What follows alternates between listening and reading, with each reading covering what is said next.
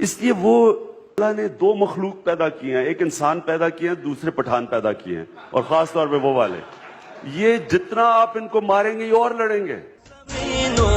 آسماں میں ہر زبان سے لا الہ نکلا،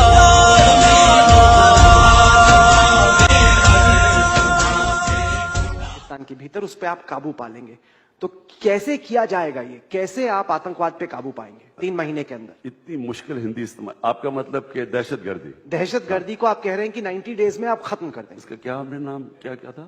آتنکواد۔ اچھا دیکھیں، یہ ذرا آپ سب کے لیے سمجھنا ہے مسئلہ کیا ہے اس وقت، کیوں پاکستان جنگ ہار رہا ہے دہشت گردی کی۔ دہشت گرد جو ملیٹنٹس ہیں یہ کتنے ہیں؟ 20,000 ہیں، 25,000 ہیں، زیادہ سے زیادہ 30,000 ہوں گے۔ پاکستان کی 6-7 لاکھ کی فوج ہے، وہ کیوں نہیں اس کے اوپر قابو پا سکی؟ کیوں امریکہ کی دنیا کی تاریخ میں ایسی ملٹری مشین آئی نہیں جو آج امریکہ کے پاس ہے؟ وہ کیوں نہیں جیت سکتے افغانستان میں؟ ایک ورڈ، جہاد۔ دیکھیں، جہاد کا مطلب یہ ہے کہ جب لوگ جہاد لڑتے ہیں، مسلمان جہاد لڑتا ہے تو وہ پھر اپنی جان کی قربانی دینے سے ڈرتا نہیں ہے، کیونکہ وہ سمجھتا ہے کہ وہ اللہ کے لیے لڑ رہا ہے اور وہ جنت میں جائے گا۔ اور وہ پھر جو اس کی وجہ سے جو سب سے خطرناک چیز ہے وہ ہے خودکش حملہ۔ خودکش حملے کا کوئی توڑ نہیں ہے، نہ امریکن ابھی تک اس کا توڑ نکال سکے ہیں، نہ پاکستان کی فوج نکال سکی۔ میں شروع سے، اب مجھے 8.5 سال ہو گئے ہیں، ایک بروکن ریکارڈ کی طرح میں بار بار کہتا جا رہا ہوں کہ اس جنگ کا کوئی ملٹری سولوشن نہیں ہے۔ اس کی وجہ سے کہتے ہیں جی آپ طالبان کے حمایتی ہیں، کیونکہ لوگوں کو سمجھ نہیں ہے کہ یہ فینومینا کیا ہے۔ میں وہ پاکستانی ہوں جس نے 20 سال پہلے کتاب لکھی تھی اپنے قبائلی علاقے پہ جس کا نام تھا واریر ریس۔ وہ کتاب میں نے انگریزوں کی ساری تاریخ بتائی تھی، جو 80 سال انگریز انٹریکٹ کرتا رہا قبائلی علاقے سے۔ انگریز نہیں جیت سکا، وہاں سپر پاور تھا اپنے وقت کا، وہ دلدل میں پھنسا ہوا تھا۔ آپ حیران ہوں گے کہ وزیرستان میں زیادہ انگریز فوجی مرے بنسبت سارے ہندوستان کے اندر۔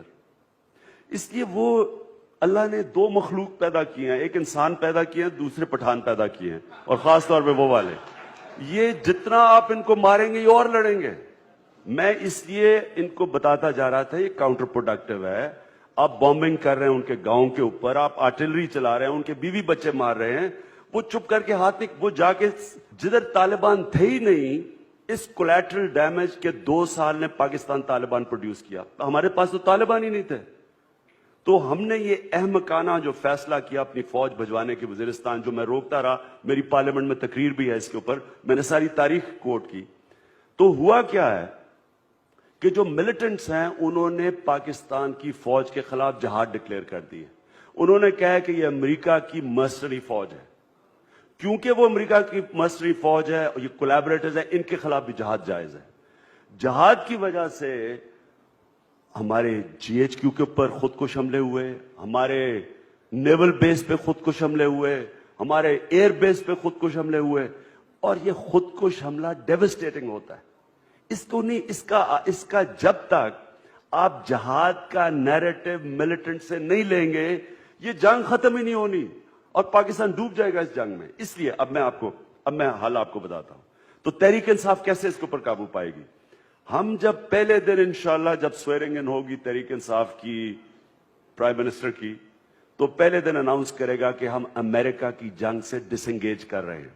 نہ ہم امریکن ایڈ چاہتے ہیں، نہ ہم ڈرون اٹیکس چاہتے ہیں، کیونکہ ڈرونز بھی انہی لوگوں کو مار رہے ہیں جن سے پاکستانی فوج لڑ رہی ہے۔ تو اس لیے وہ نیریٹو یہ کہتا ہے کہ جی یہ امریکہ کی جنگ لڑ رہے ہیں اور امریکہ کی مرسنری فوج ہے۔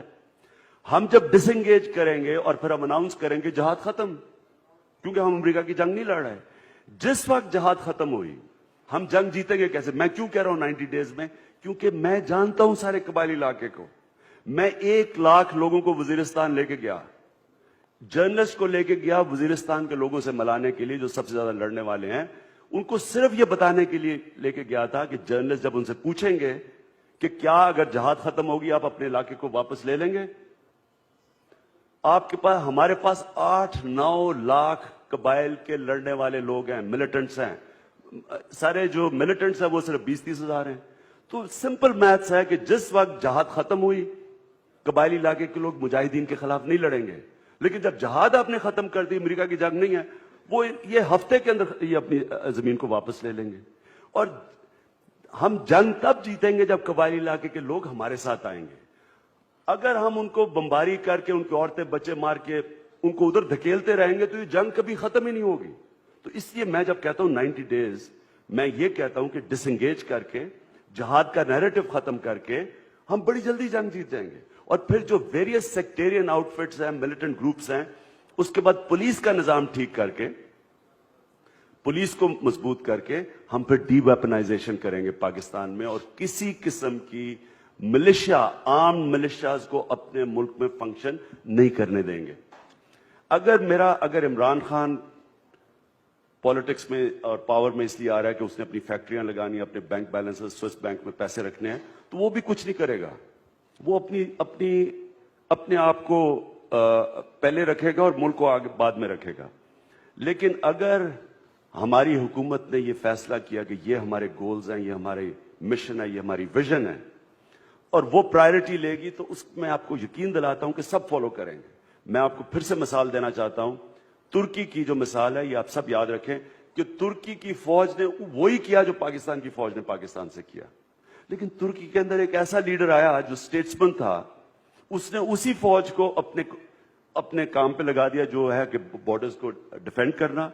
और वही लीडर मॉरल अथॉरिटी की वजह से आज आप देख लें कि वो कहां से कहां तुर्की को ले गया, और उसकी विजन है। क्योंकि सबसे बड़ी बात यह है कि उसके पास मॉरल अथॉरिटी इसलिए है कि लोगों को, सब अवाम को पता है कि ये अपने लिए नहीं पावर में आया, ये मुल्क बेहतरी में आया है। और आज तुर्की की जो ग्रोथ रेट है वो चाइना के बाद सेकंड हाईएस्ट है। तो इसलिए लोग उसके पास मॉरल अथॉरिटी है। देखिए, अगर एक डेमोक्रेटिक गवर्नमेंट अपनी मॉरल अथॉरिटी खो बैठती है तो फिजिकल अथॉरिटी फौज के पास होती है। ट्रस्ट बनाने का एक बहुत बेहतर तरीका ये होगा।